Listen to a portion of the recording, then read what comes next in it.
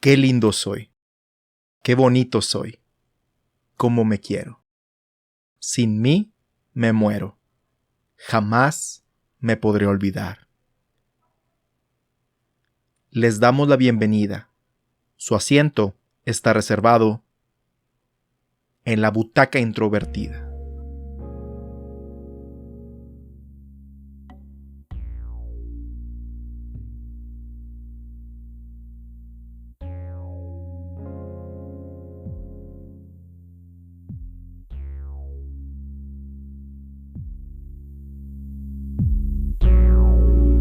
¿Quién lo mató? Es una serie de televisión estrenada entre el 24 de mayo y el 7 de junio del año 2024, escrita por Alexandro Aldrete, Rodrigo Ruiz Patterson y Humberto Hinojosa, mientras que la dirección corrió a cargo de este último. Protagonizada por Roberto Duarte, Luis Gerardo Méndez, Zuria Vega, Javier El Cha Ramírez, Diego Boneta y Belinda, cuenta una versión ficcionalizada de los hechos que rondaron antes, durante y después del asesinato del popular conductor mexicano Francisco Stanley, tomando la perspectiva de los diferentes personajes que se vieron involucrados en el caso. Las películas o series que se basan en un hecho de la vida real, en la mayoría de los casos se encontrarán con un problema de credibilidad, es decir, qué tan legítimas son las acciones que aparecen en pantalla comparadas con lo que en realidad pasó, por varias razones, siendo la primera que la vida misma no ocurre con el ritmo narrativo que usualmente se emplea para darle interés a una historia, por lo que en muchas ocasiones se toman libertades para acomodar la secuencia de lo que en verdad pasó. Se agregan escenas que capturan la esencia de los hechos o simplemente se fabrican durante el tiempo que dura la película o serie, según sea el caso. Pero principalmente me refiero al dilema de involucrar o no a las personas que van a ser representadas durante tu versión de lo que a ellas y a ellos les pasó, por más que haya sido un evento tan publicitado como el que trata Quién lo mató. Ya que, por un lado, si los dejas fuera de la producción y no los consultas directamente, el resultado final puede perder legitimidad, porque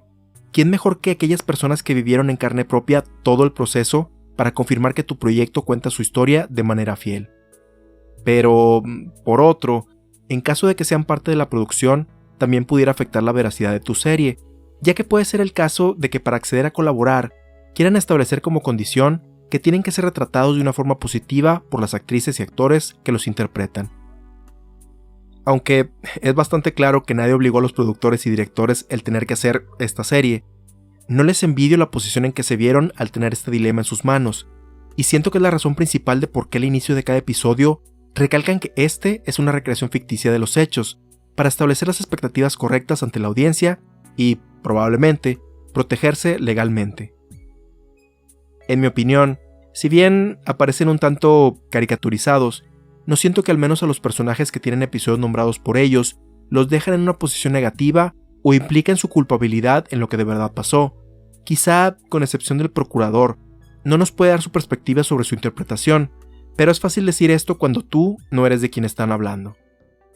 Y es que otro problema que viene con hacer una serie o película basada en hechos reales, donde alguien tristemente perdió la vida y hubo repercusiones fuertes para otras personas, sobre todo si es una con alto perfil como esta, es el hacer que revivan nuevamente esta parte de sus vidas que muy probablemente hayan querido dejar en el pasado. Es innegable que el género de explorar los crímenes reales ha sido y sigue siendo de gran interés para el público en general, habiendo programas centrados exclusivamente en ello en la televisión, la radio y no se diga a partir del auge de los podcasts. Aunque no es uno que particularmente vea o escuche, creo entender por qué son tan populares,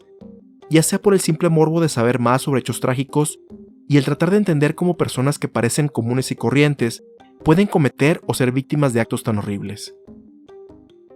Pero así como comenté que es fácil opinar que si representaron bien o no a alguien en una serie de televisión, también lo es escuchar sobre crímenes que le ocurrieron extraños y no a tus familiares o amistades cercanas. Y no estoy diciendo que no se deban producir este tipo de programas, que no tenga algún valor el analizar este tipo de casos, o que tú particularmente seas una mala persona por escucharlos. Solo quiero poner en perspectiva por qué no es del agrado de quienes perdieron a un ser querido, y que esta tragedia personal se vuelva o retome el interés de todo un país. Por ejemplo, cuando se vuelve a hacer un filme o serie de Jeffrey Dahmer, Ted Bundy, Ed Gein, etc., las familias o sobrevivientes tienen que volver a lidiar con los medios, así como personas en internet que quieren indagar nuevamente sobre el caso, lo cual me imagino que ha de ser muy extenuante revivirlo cada cierto número de años.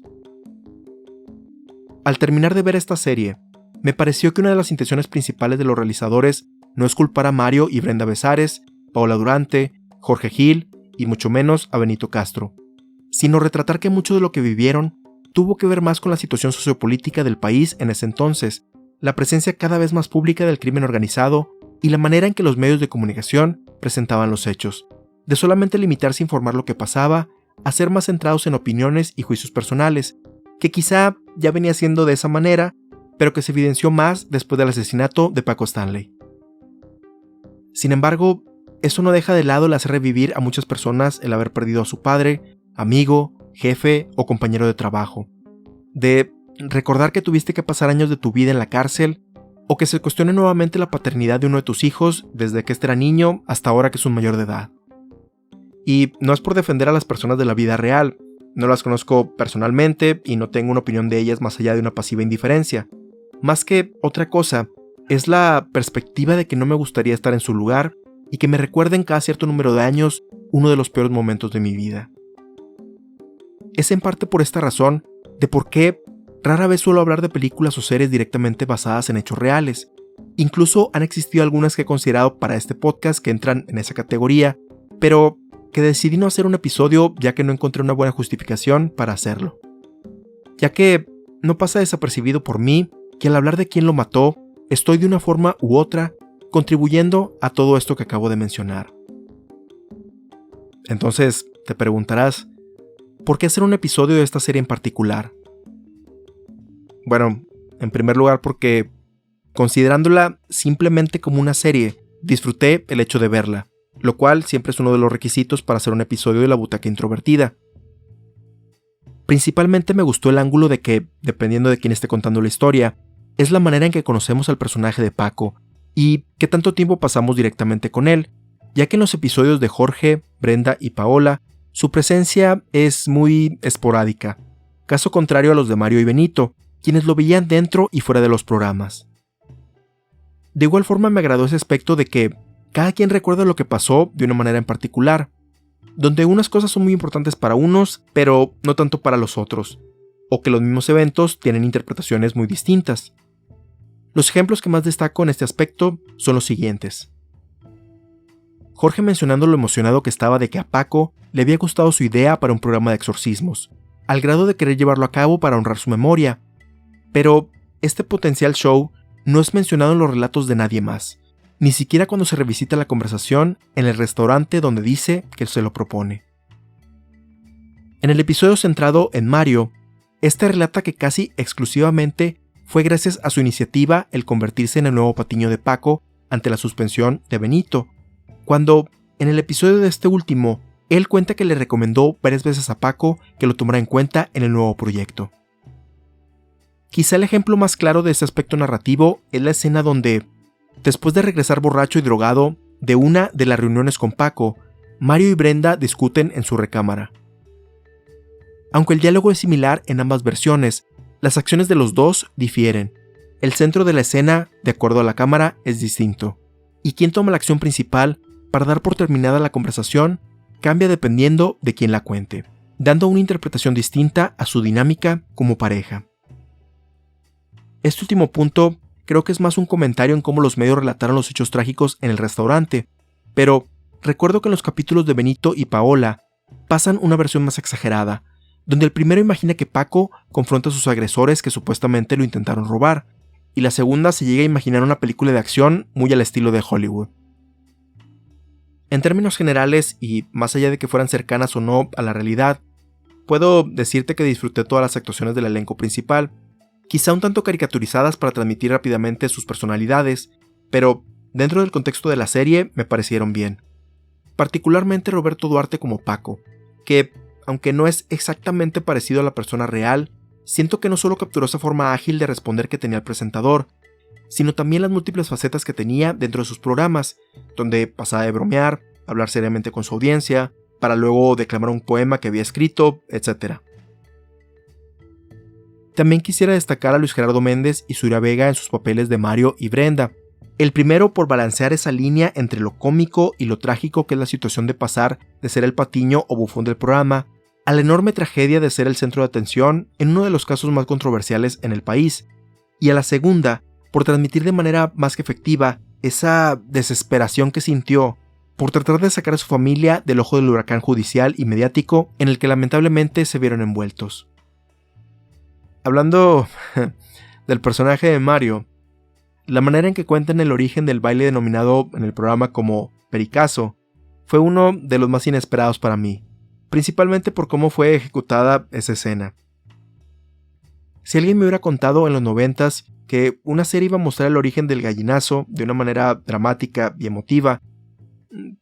primero hubiera preguntado de qué se trata la serie como para incluir esa escena, para después de obtener la respuesta contestarles ¿qué dices que le pasó a Paco Stanley? Y estar aún más confundido que cuando inició la conversación. Bueno, quizá no hubiera sido tan asertivo por ser un niño en esa época,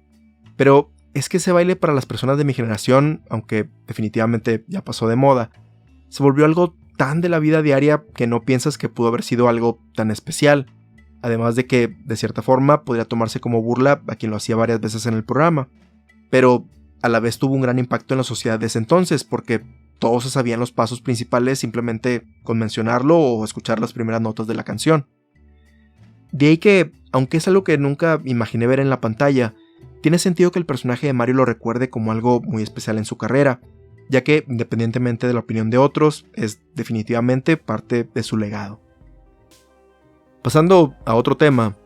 un aspecto que entiendo la razón detrás en cuanto a la presentación del show, pero que no sé si le añade a la narrativa como quizá era la intención original, es la decisión de que todos los episodios estuvieran en formato 4x3 que se usaba en la época donde salieron todos los programas de Paco Stanley. Porque me imagino que era la opción obvia para mostrar las recreaciones de los diferentes shows, pero no sé si beneficia al resto de las escenas en la serie. Quizá como en otras películas modernas que hemos hablado anteriormente y que optan por esta presentación, era para juntar aún más a los personajes en el mismo cuadro a la hora de confrontarse, o que se sintieran atrapados por la situación que atraviesan, pero aún así, no sé si era la mejor decisión narrativa. Una teoría que se me ocurrió es que quizá la intención de los realizadores es comunicarte que para tener la experiencia definitiva de la serie, se tiene que ver en una televisión CRT de la época, la cual lamentablemente me deshice hace varios años y no tengo acceso a ella en estos días, pero que siento ser un buen experimento si en tu caso tienes todavía una en tu hogar o alguien te la puede prestar y ahí conectándole, no sé, un Amazon Fire para contribuir con la serie, puedes ahí conectarla a la tele y contarnos tu experiencia si se ve mejor en esta tecnología. Un detalle que sí me distrajo un poco más que la relación de aspecto de la imagen durante el tiempo que vi la serie es el uso constante del J-Cut en los diálogos de un mismo personaje. Esta es una técnica de edición en la cual se deja correr la pista de video mientras el siguiente diálogo o audio ambiente se escucha antes de cortar a la siguiente escena, y su nombre proviene de cómo se ve en la línea de tiempo dentro de tu software de edición. Regularmente es utilizado en conversaciones para ver la reacción de la otra persona sobre un diálogo en particular, o crear anticipación y o suspenso para lo que viene. En el caso de la serie,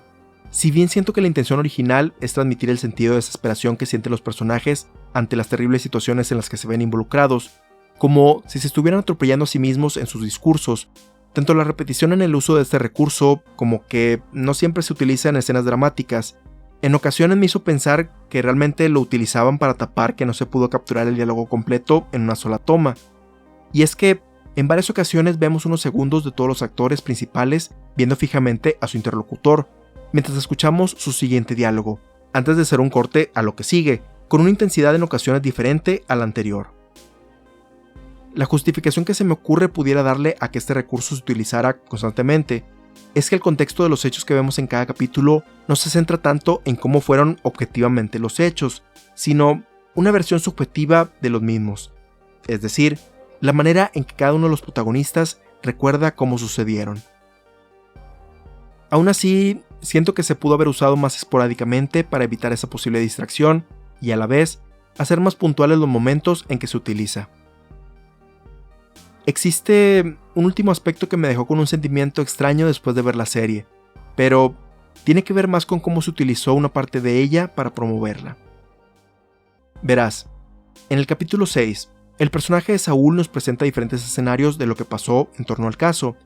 y dentro de sus relatos vemos escenas de Mario colaborando directamente con el crimen organizado, Paola siendo extremadamente familiar con integrantes de este, ambos besándose en los pasillos de la televisora, así como Mario en el baño del restaurante, arrepentido de haber vendido a su jefe. Dentro del episodio, se nos hace la aclaración de que estos son escenarios que no pasaron o que no pudieron pasar porque no coinciden con la realidad del caso. El detalle es que todas estas escenas se utilizan en los trailers para promover la serie, así como en los avances al final de cada capítulo, incluida otra escena, donde se implica la infidelidad de Brenda con Paco, que no aparece en el episodio que se está anticipando. A manera que el sentimiento extraño que tuve fue en relación a la honestidad de la serie, ya que, al pensar en esto, me quedé con la impresión de que el recurso de presentar escenarios imaginarios no era solo para poner más en duda al personaje del procurador, sino para grabar estas escenas controversiales y presentarlas como potenciales verdades del caso real, en la que la serie se iba a centrar en las semanas previas al estreno de la misma. Es decir,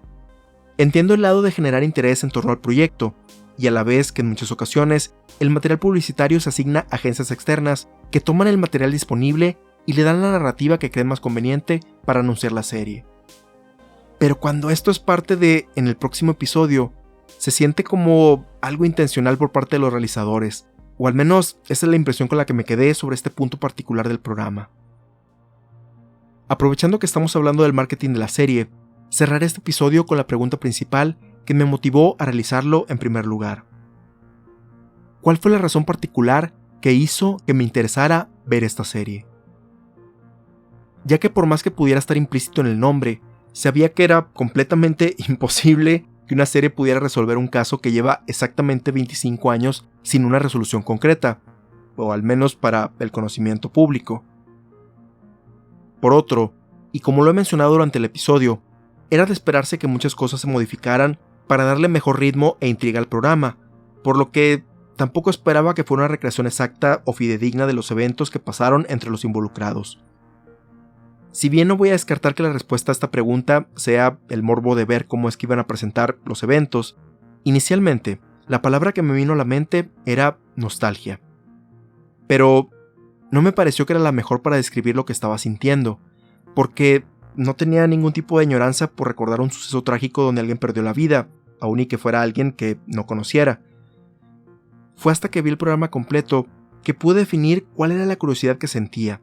y es que, sin saberlo en el momento que sucedió, este fue un evento que marcó un parteaguas en mi vida. Cuando Paco Stanley era el rey de la televisión en México, fue mi época de mayor inocencia, ya que por la edad que tenía en ese entonces, no estaba enterado de muchos aspectos de la vida de los adultos o los potenciales peligros que pasaban a mi alrededor. Digo, aún en la niñez, se pueden presentar distintos tipos de adversidades dependiendo de tu situación, por lo que puedo decir que, aunque sí tuve complicaciones en ese momento, en términos generales puedo decir que fue privilegiado en que la mayoría del tiempo había risas y diversión, tal y como en los diferentes programas que conducía Paco Stanley. Y es en este punto específico donde nostalgia sí era la forma correcta para describir lo que sentía, el momento exacto de recordar afectuosamente cuando me sentaba a comer con mi familia después de la escuela, mientras de fondo estaba Llévatelo y posteriormente Pácatelas. Pero es a partir de que sucede ese trágico evento en junio de 1999 que la realidad se vino a estrellar conmigo en muchos sentidos. Es decir, no era la primera vez que alguien que veía en televisión súbitamente perdía la vida, ya que un año antes había experimentado la pérdida de un conductor infantil en mi localidad, a quien realmente conocí en persona en su programa y que, irónicamente, dejé pasar la oportunidad de saludarlo en un parque de diversiones por enfocarme en la naciente tecnología de las computadoras y el internet que tenían en las instalaciones, unos cuantos días antes de que dejara de estar con nosotros por causas naturales, lo cual, debo aceptar, me pegó emocionalmente por un buen tiempo. Pero la realidad que estoy hablando relacionada con el caso de Paco Stanley es que justo en ese momento estaba haciendo la transición de la niñez a la adolescencia, un cambio a una escuela con un ambiente más hostil comparado con mi experiencia anterior, y principalmente que todas esas cosas que ignoraba o escuchaba de manera pasajera se volvieron parte de las conversaciones de todos los días. Violencia, crimen organizado, sexo, drogas, etc. Gradualmente, las cosas se tornaron cada día más peligrosas, hasta llegar a un punto crítico a mediados de los 2000, donde esto no solo se limitaba a aparecer en las noticias, sino que la mayoría de tus familiares y amistades habían tenido un encuentro directo o indirecto con lo que estaba pasando. Y es aquí donde la nostalgia no solo no es el sentimiento que describe lo que estaba pensando en relación al prospecto de una serie sobre el crimen de Stanley, sino que la revela como la trampa que pudiera llegar a ser. Eso de añorar el pasado y creer que antes todo era mejor o más simple. Es posible que sí, para ti las cosas estaban mejor que ahora, por la situación en la que te tocó crecer, o quizá creías que era así, porque tu entorno te protegía de saber la verdad de las cosas, tanto las que sucedían en tu país, como aquellos momentos difíciles en casa que no te contaban para que no te preocuparas, porque la verdad es que había niñas y niños de tu edad a los que muy probablemente no saber de los peligros a su alrededor no era una opción, y tenían que enfrentarse diariamente a ellos para sobrevivir. También está ese aspecto de que creemos que muchas cosas tenían una mayor calidad en el pasado comparadas con las que se producen ahora, que en parte podemos entender esta creencia por la edad que teníamos en ese entonces y, a su vez, porque no teníamos otras opciones o puntos de comparación. Para bien o para mal, ese era el estándar del entretenimiento que teníamos. En concreto, me puse a pensar en la percepción negativa que por mucho tiempo le atribuí a algunas estaciones de televisión local entre mi adolescencia e inicios de la adultez. Pero que después de ver quién lo mató, me di cuenta que siempre fue lo mismo a nivel nacional, simplemente con una diferente envoltura. Específicamente recordé cómo aquí, a mediados de los 2000, se le dio cobertura a, lamentablemente, otra tragedia que sucedió en la ciudad, y cómo se presentaban los supuestos hechos, que hacían imaginar escenarios como los que piensan Benito y Paola en la serie, así como la diferencia en cómo trataban la privacidad de los involucrados, ya que se dio la coincidencia de que una de las personas que trabajaba en la televisora era familiar de las víctimas. Los diferentes conductores repetidamente insistían en que se dejara en paz a su familia durante ese momento difícil, lo cual estoy completamente de acuerdo, pero que difería bastante en cómo indagaban sobre otros casos, donde se metían literal y figurativamente hasta la cocina de las personas para ponerles el micrófono en la cara, haciéndoles preguntas que, aún en la búsqueda de la verdad, quizá se debían de hacer en otro contexto y por otro tipo de personas. Pensé en su momento que esta era una forma muy sensacionalista de presentar la información, que debían de tomar de referencia el profesionalismo de la televisión nacional para mejorar el contenido de sus noticieros, como lo hacía Jacobo Zabludovsky en Eco cuando era niño. Pero, curiosamente, Zabludovsky, o más bien alguien que hace referencia a él, hace una aparición en Quien lo mató, cuando recrea la entrevista real que le hizo a Mario Besares, poniéndole el micrófono en la cara, interrogándolo sobre la vida personal de Stanley y las dudas sobre su inocencia que rondaban posterior al evento. Todo esto dentro de la funeraria donde momentos antes le había dado el último adiós a su jefe y amigo. Aún con todo esto, comprendo también la difícil posición en la que se encuentran los periodistas en México por encontrar la verdad, al ser una con los más altos índices de riesgo para esta profesión que cualquier parte del mundo. Incluso dentro de la serie, vemos retratado un poco de la realidad a la que se enfrentan constantemente. Por ello no me gustaría hacer un juicio demasiado fuerte contra su insistencia por llegar al fondo de un caso. Es solo el tener el suficiente criterio para respetar el dolor ajeno y duelo que pueden estar viviendo las personas cercanas de quien recientemente ha perdido la vida. Y entonces tenemos los programas que conducía Paco Stanley, que, aunque no eran mi fascinación en ese entonces, donde más bien prefería las caricaturas sobre otra cosa, tengo el recuerdo de pensar que Llévatelo y Pácatelas eran el estándar del género de show de concursos y variedad, muy entretenidos, con segmentos musicales de artistas del momento o que eventualmente despegaron muy alto, y con cierto grado de valor gracias a las reflexiones y poemas que regularmente hacía el conductor.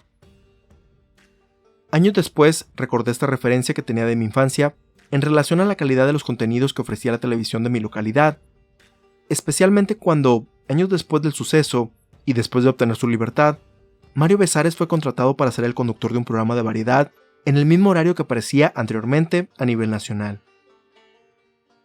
He de admitir que nunca vi ese programa con la misma frecuencia que los de Paco Stanley, porque, honestamente, ya existían otras opciones de entretenimiento en ese entonces, particularmente el internet, pero las emisiones parciales que llegué a ver sentía que no tenían comparación con el pasado,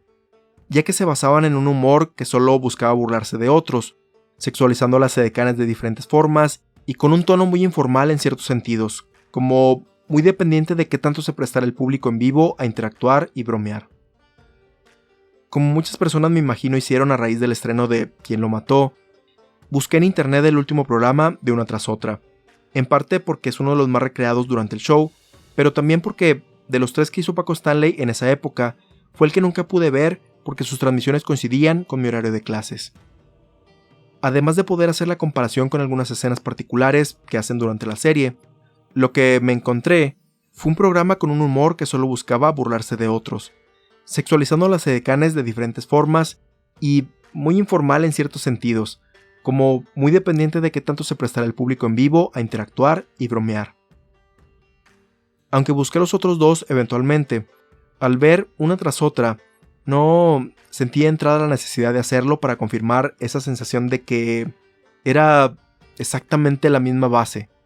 Quizá Llévatelo era más de concursos, pero en general, el programa de Mario Besares era lo que fue, porque Pácatelas y una tras otra eran exactamente iguales, quizá con un presentador muchísimo más carismático, pero el alma de todos esos shows es la misma.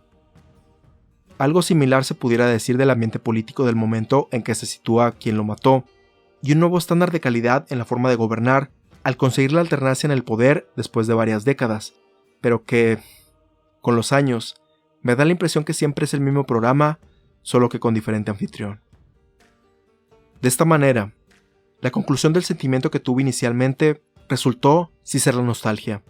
pero no era para experimentarla y regocijarme en ella, sino más bien para confrontarla directamente, que por un lado está bien recordar un tiempo más inocente en mi vida, pero que no por ello debo ignorar o hacer como si absolutamente todo estaba bien en ese entonces.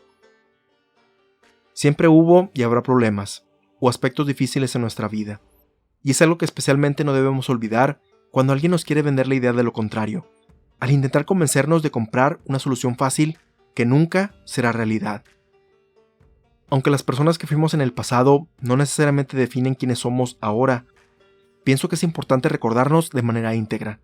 con todos nuestros defectos y virtudes, para lograr entendernos mejor en el presente. O, en otras palabras, es bueno recordar qué lindo fuiste, qué bonito fuiste y cómo te quisiste. Pero también incluye todo lo demás para jamás poderlo olvidar.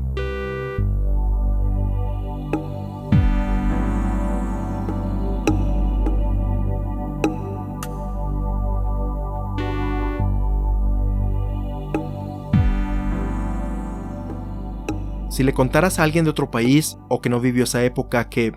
después de conducir el programa más visto de México, el conductor más popular del momento perdería la vida en un atentado a plena luz del día, es probable que piensen que estás describiendo la sinopsis de una película. Es entonces que no es de extrañarse que era casi inevitable que se creara una serie como ¿Quién lo mató?, donde, quizá, lo más sorprendente es lo mucho que tardó en que sucediera.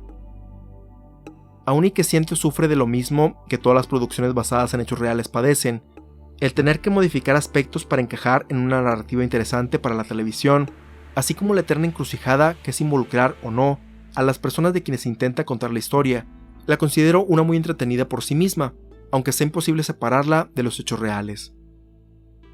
Fuera de esto, me sirvió de base para revisitar varios aspectos de mi vida que, consciente o inconscientemente, rondaban en torno al trágico suceso, para ponerlos en un contexto más claro, llegando a la conclusión de que, si dejamos que la nostalgia tome el control de nuestros recuerdos, pudiera darnos una versión no muy clara de cómo realmente fueron las cosas, haciendo que quizá repitamos los mismos errores del pasado.